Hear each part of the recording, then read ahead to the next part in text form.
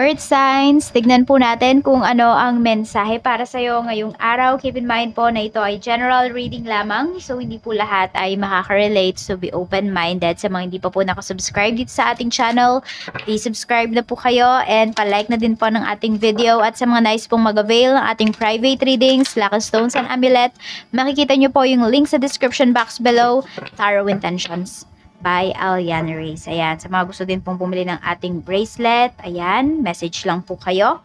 So, tignan natin ano po ang mensahe. Spirit guide, we have earth signs, Taurus, Virgo, Capricorn. So, pwedeng may marireceive, ito, energy nyo to actually. So, malakas ang energy ninyo ngayon. Okay, so pwedeng maraming tao ang nakakapansin po sa inyong aura ngayon, earth signs. And also, pwedeng meron kayong ma-receive na big amount of money ngayong araw na ito or sobrang sipag nyo talaga today. Tignan natin, ano pa po yung mensahe natin, Spirit Guide for earth signs, Taurus, Virgo, Capricorn. Spirit Guide, mensahe pa po natin. Mensahe pa po natin, Spirit Guide.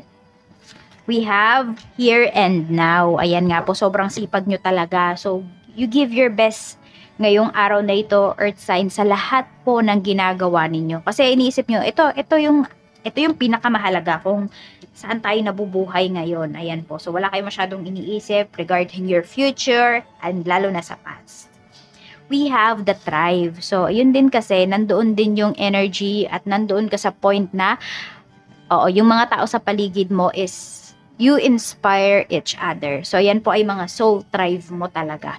So, nasa healthy environment yung karamihan sa inyo. We have soulmates. O, diba? Soul thrive talaga yung mga ka-deal mo dito. Diba? Sabi ko, soul thrive. Soulmates. So, yan nga po. Bago pa lumabas yung cards natin, ayan na, na-pick up na natin yung energy flexible. So, nag-i-inspirean kasi kayo dito, which is good. Alam mo, i-keep mo yung thrive mo na to. Huwag mong pababayaan. Oo, kasi nagkakaintindihan talaga kayo dito and you support each other. Tingnan natin. So parang if you ask help, talagang may tutulong sa'yo dito. Tingnan natin ano pa yung mensahe, Spirit Guide, what is earth signs? Ano po yung earth signs natin or any message po natin for earth signs, Taurus, Virgo, Capricorn. Tingnan natin. Mayroon tayo dito, wish upon a star. Make a wish and expect the very best. Ano yung sinabi ko dito? Lahat ginagawa nyo ngayon, nag-e-efforts talaga kayo, and dedicated kayo sa work ninyo, ayan po yung kailangan ninyo talaga. Na maging dedicated talaga, na maging masipag, na maging smart sa inyong trabaho, sa inyong mga pinagkakakitaan, ayan, or sa buhay ninyo ngayon. Earth sign. So, make a wish daw. Mag-wish na po kayo. Sabihin nyo lamang sa isip ninyo. Huwag nyo na pong itatype. Just claim the positive energy. Kasi yung iba sa inyo, nakikita ko talaga, tinatype nyo pa yung mga wishes po ninyo. Huwag nyo itatype. Dapat hindi yan nalalaman ng ibang tao. Kasi pwedeng ma-evil eye po yan. Ayan, kahit hindi tayo magkakakilala, kung na rin may nakabasa niyan, hindi natutuwa dun sa wish mo. Diba? Or ayaw niyang mangyari yan. Di ba naka-public to, yung comment section natin. So, just claim the positive energy every reading natin. Oo, pag sinabi ko lalo na mag-wish kayo, mag-wish na lang kayo, ayan, habang pinapanood nyo yung video ko. Pero wag nyo nang itatype. So, ayan, ano ko yan sa inyo, advice ko yan sa inyo. Here and now. We have curiosity. Ayan. So, talagang ito, start a project related to something you're curious about. So, pwedeng yan na talaga yung ginagawa mo. Kung saan ka naiengganyo ngayon, yun talaga yung ginagawa mo. So, marami sa inyo earth signs, wala kayong katakot-takot na mag-try na mga something new. Ayan, wala kayong katakot-takot sa mga new adventures pagdating sa life po niyo. We have the tribe, happy surprise. Ayan po. So, something very good is about to happen. So, ayan po, lahat yata dito ng mga pinag-uusapan ninyo, pinaplano ninyo ng mga soul tribes mo is matutuloy. Meron din dito, could be, nasa isang group ka, organization, or could be sa group sa, sa social media. So, pwedeng meron dito magkikita-kita po kayo. We have soulmates. Makikita nyo na po yung soulmates ninyo, yung soul tribes ninyo soon. Yung iba sa inyo, kung hindi nyo pa sila nakikita, personal. Check natin yung flexible natin. We have brothers and sisters. So, di ba? Madami ka talaga ditong parang you can be someone talaga. Earth signs. Magaling kang makisama kahit kanino, kahit anong gender. So we have number 32, number 8, number 41, and number 19. Yan po yung lucky numbers mo. So tingnan natin kung ano pa yung mensahe para sa'yo. Spirit guide, ano pa po yung mensahe natin for earth signs? Punta tayo pagdating sa iyong work. Spirit guide, kamusta po ang trabaho? Kamusta po ang trabaho ni earth signs? Taurus, Virgo, Capricorn, Spirit guide. Work po, please. I'm open to receive any messages, please. Pagdating sa work, we have 7 of Swords. So, medyo ano kayo dito ha, mag-iingat kayo and also makinig kang mabuti sa mga sinasabi po sa'yo kasi pwedeng ito ma-distract yung iba sa inyo. Oo. Actually, pwedeng meron dito na manipulative yung energy ng tao na to pagdating sa work or pwedeng meron siyang tinatago. Ayan. Hindi ko alam kung may nasira siya dito sa sa mga equipments ninyo. So, parang may tinatago yung tao na to. Yan. Basta parang may kakaiba yung kilos dito pagdating sa trabaho. Pero kung ikaw naman ito, earth signs, ayan. So, ano ka lang daw dito? Gawin mo lang talaga yung dapat mong gawin and, no need na i-please yung mga tao dyan. Lahat ng tao dyan sa trabaho. Kasi di mo yan magagawa. Even me, di ba? Ayan, kunwari, nagbabasa ako dito. Hindi naman lahat kayo makaka-relate. Hindi lahat kayo mapi-please dito sa reading ko. Which is good. Which is okay. Kasi general reading lang naman ito. So, guides lang yung mga readings natin. Nasa sa inyo pa rin yan. Diba? So, we can please everyone. So, lagi niyo yung tatandaan. Kasi baka iba sa inyo, ma-frustrate kayo. Or diba, masyado nyong damdamin kapag di kayo na-appreciate ng ibang tao. So, we have, curiosity. Ay, hindi tayo curiosity pala. Ito pala ay pagdating sa negosyo. We have Page of Swords. Ayan, madaming naku-curious nga talaga dito sa negosyo mo. So, nakikita mo yan, parang tumataas talaga yung sales ninyo, earth signs, ngayong araw na ito. So, ipagpatuloy nyo lang yan. Let them be curious pagdating dito sa iyong negosyo. Yan, baka nagiging active ka sa social media, accounts po ng business ninyo. So, maganda yan. Oo. Pwedeng lumalabas na yan sa mga feeds nila. Yung iyong negosyo. Madami nang nag-curious or could be nagbayad yung iba sa inyo ng ads. Minsan, ayun, need nyo lang din talagang mamuhunan para lumabas sa feeds yung maging suggested, suggested yung products po ninyo.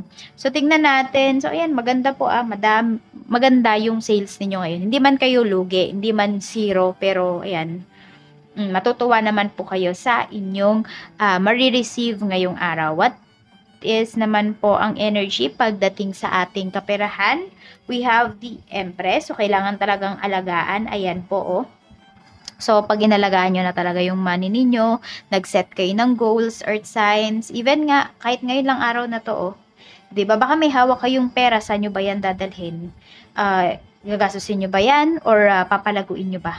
Ayan po. So, pwedeng nalalaman mo na talaga or natututo ka na ditong mag-save ng money. Kahit pa konti-konti po yan. Di ba pag nagsama-sama yan, malaki din.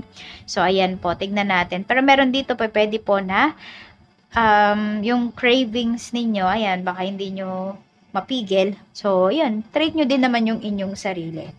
Tignan po natin. Parang meron dito, di ko alam kung hikaw ba yung binibili ng iba sa inyo. Ayan, di ko alam kung kailangan ba yan sa Christmas party ninyo. So, tignan po natin or may magre-regalo sa'yo ng hikaw or may re-regaluhan ka. Pagdating po sa mga single, we have 3 of Cups. Okay, so ayan, mamimit nyo na talaga yung soulmate po ninyo soon. 3 of Cups. So, pwedeng meron kayong pupuntahan na party, magta-travel yung iba sa inyo, pwedeng ipapakilala ng kaibigan. Ayan po. We have naman 9 of Pentacles pagdating sa inyo naman pong relasyon. Ayan, sa mga inner relationship. So, nakikita ko dito yung relationship ninyo, earth signs, ay tanggap naman po ng inyong family, ng inyong mga kapatid, ng inyong nanay at tatay. Ayan, 9 of Pentacles. Meron din dito, actually, yung iba sa inyo po, yung could be some of your family members ay tumitingin talaga sila sa status ng life. Kasi meron tayong 9 of Pentacles dito. So, pwede rin naman, yung iba naman po sa inyo, ayan, okay naman talaga yung trabaho ng karelasyon mo. So, pwede po na, ayan, na re-remember niya talaga kapag mayroong birthday sa family mo. So, pwedeng nag-gift siya, nagbibigay siya ng regalo. Basta nag-aabala itong person mo. So, tingnan natin ano pa po yung mensahe natin. So, wala namang masama dun sa sinabi ko. That is reality. Yan. Siguro, overprotective yung family mo, earth signs. Kaya ganyan. 'Di ba? Tingnan natin ano pa yung mensahe pagdating sa mga married naman po. Pagdating sa mga married natin na earth signs, we have 10 of Swords. Okay, sa mga married naman natin dito, tingnan natin ano pa yung mensahe. We have 4 of Cups. So, medyo nasa ano no, nasa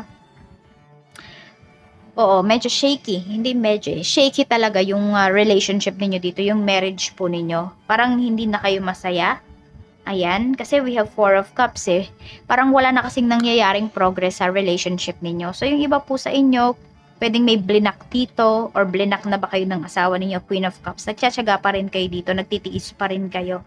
So, pwedeng coldness na yung pinaparamdam sa'yo ng asawa mo, King of Swords. Yes, may coldness nga dito. Yung iba naman po sa inyo, pwedeng meron lang kayong problema pagdating sa finances o kaya yung person mo talaga nanlalamig na siya, yung asawa mo nanlalamig na, pwedeng yung iba po sa inyo wala nang nangyayari sa inyo kahit magkasama pa kayo sa bahay. So, yan yung pinapakita dito. Nasabi ko na ba yung ano nyo, no? Yung inyong lucky numbers. Pero ulitin natin, 32, 8, 41, and 19. So, di ko alam kung nasabi ko na pero ayan po. Ito kasi yung ano natin, energy natin. Break up kasi to, divorce, separation. So, ayan, di ko alam kung hinihintay nyo na lang ba na yun yung mangyari sa relationship ninyo. Pero nakikita ko sa inyo kasi dito, hanggat kaya nyo magtiis, magtitiis po kayo, earth signs. So, ayan lang po. Maraming salamat. Mag-iingat po kayo always and more blessings to come. Nagulat ako kay Dimitri. Tumalon kasi. So, ayan po. Bye-bye!